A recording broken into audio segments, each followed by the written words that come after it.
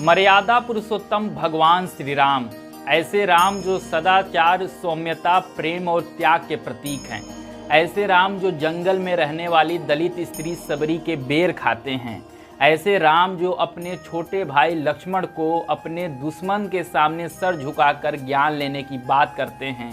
ऐसे राम जो बंदरों और आदिवासियों का सेना बनाकर विश्व के सबसे बड़े और ताकतवर राजा को हरा देते हैं। ऐसे राम से जब क्रोधित होकर परशुराम पूछते हैं कि शंकर का धनुष किसने तोड़ा, तो राम बड़े प्यार से कहते हैं, नाथ शंभु धनु भंजन हारा, होइहे कौ एक दास तुम्हारा। राम द्वेष के सामने भी प्रेम से पेश आते हैं। राम नफरत के सामने भी प्रेम से पेश आते हैं। राम क्रोध के सामने भी प्रेम से पेश आते हैं। फिर ये कौन लोग हैं जो राम के नाम पर रामनवमी में हुड़दंग कर रहे हैं? यह कौन लोग हैं जो मस्जिद के सामने डीजे बजाकर हिंसा कर रहे हैं? यह कौन लोग हैं जो हनुमान और राम की फ़ोटो के साथ गांधी के हत्यारे नाथूराम गोडसे की फ़ोटो लहरा रहे हैं? यह कौन लोग हैं जो राम को बदनाम कर रहे हैं? और ये कौन लोग हैं जो देश की एकता और अखंडता पर खतरा बने हुए हैं? इन्हीं सब सवालों पर आज की वीडियो में बात होगी, तो चलिए शुरू करते हैं। बात की शुरुआत एक पुरानी घटना के साथ करूंगा। सीतापुर में एक महर्षि लक्ष्मण दास कहते हैं, जो भी मुसलमान लड़के हिंदू महिलाओं का पीछा कर रहे हैं, वह इसके वजह से मुसलमान महिलाओं का अपहरण करेंगे और उनके साथ दुष्कर्म करेंगे। दोस्तों, महर्षि ऐसी भाषा बोल रहा है, यह दुख की बात नहीं है। दुख की बात यह है कि उसके जो 100-200 फॉलोअर हैं, जो हमारे और आपकी उम्र के लड़के हैं, वह इस रेप की बात के बाद जय श्री राम का नारा लगा रहे हैं। अगर इस भारत में कोई एक हिंदू लड़की तुमने छेड़ी, तो मैं खुलेआम तुम्हारे घर से तुम्हारी बहू बेटियों को उठा के लाके बलात्कार करूंगा। तो हिंदू मुसलमान मारे जाएंगे। दोस्तों, क्या आपको नहीं लगता है कि इस वीडियो से राम बदनाम हो रहे हैं, हिंदू बदनाम हो रहे हैं, और ऐसा करने वालों पर रोक लगाना चाहिए? यह तो पहले की घटना है। नई घटना बता देता हूं। बीते रामनवमी में गुजरात में, महाराष्ट्र में, बिहार में, बंगाल में अलग अलग जगह पर हिंसा हुई। कुछ जगह पर शोभा यात्रा पर पत्थर फेंका गया, तो कुछ जगह पर मस्जिद के सामने डीजे बजाया गया, जिससे हिंसा भड़की। गलती दोनों तरफ की लोगों की है, लेकिन इसको रोका क्यों नहीं जा रहा है?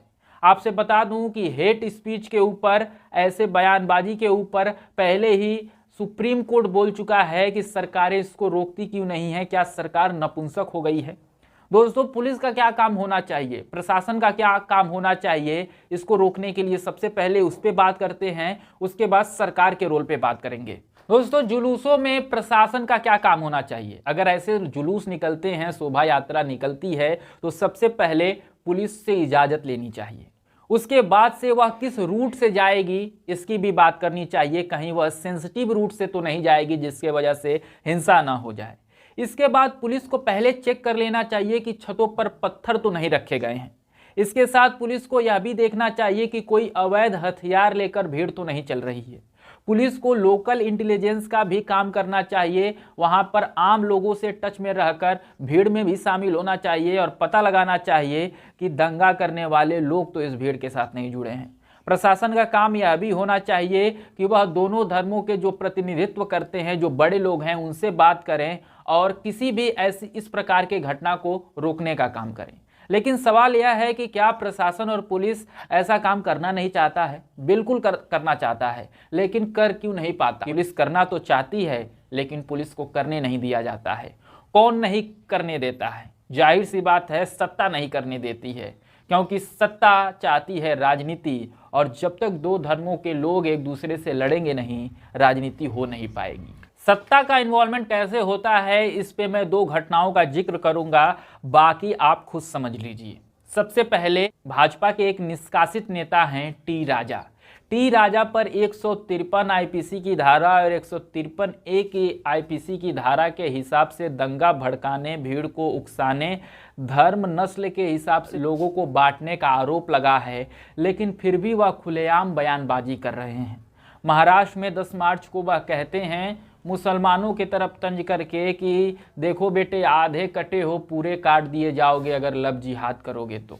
मैं ऐसी भाषा का इस्तेमाल करना नहीं चाहता था, लेकिन मैं आपको बताना चाहता हूं कि ऐसे लोगों की वजह से दंगा होता है, ऐसे लोगों की वजह से आम मुसलमान और आम हिंदू मारे जाते हैं। क्या आपको लगता है टी राजा जैसे नेता आगे चलकर आप लोगों की सेवा करेंगे या खुद हिंसा करेंगे? वह खुद हिंसा कभी नहीं करेंगे, वह आपका इस्तेमाल करेंगे। एक और वीडियो में वह कहते हुए पाए जाते हैं कि मुसलमानों का आर्थिक बहिष्कार कर दो, उनसे 1 रुपए की सामान न खरीदो, सिर्फ तिलकधारियों से सामान खरीदो, जो तिलकधारी विक्रेता हैं, जो हिंदू विक्रेता हैं, उनसे सामान खरीदो। और यह भी कहते हैं मुसलमानों के जो कब्र हैं, जो मकबरे हैं, उसको गिरा दिया जाए। मतलब जो जिंदा मुसलमान हैं उनसे तो इनको दिक्कत है, जो मर गए हैं उनसे भी इनको दिक्कत है। इसके अलावा वह एक जगह यह भी कहे जाते हैं कि अगर ऐसा ही चलता रहा तो फिर पुलिस प्रशासन हमारे ऊपर दोष न दे, हम उनको ठीक कर देंगे। यानी ये खुलेआम हिंसा की बात कर रहे हैं, खुलेआम दंगा भड़काने की बात कर रहे हैं। दोस्तों, क्या आपको नहीं लगता कि ऐसे लोगों के वजह से देश शांति भंग होती है? क्या इन लोगों के वजह से रामनवमी में ऐसे हिंसक तत्व आगे आ जाते हैं जिसके वजह से पूरी रामनवमी बदनाम हो चुकी है कि रामनवमी आ रही है तो हिंसा होगा ही, रामनवमी आ रही है तो दंगा होगा ही। आखिर इनको क्यों नहीं रोका जा रहा है?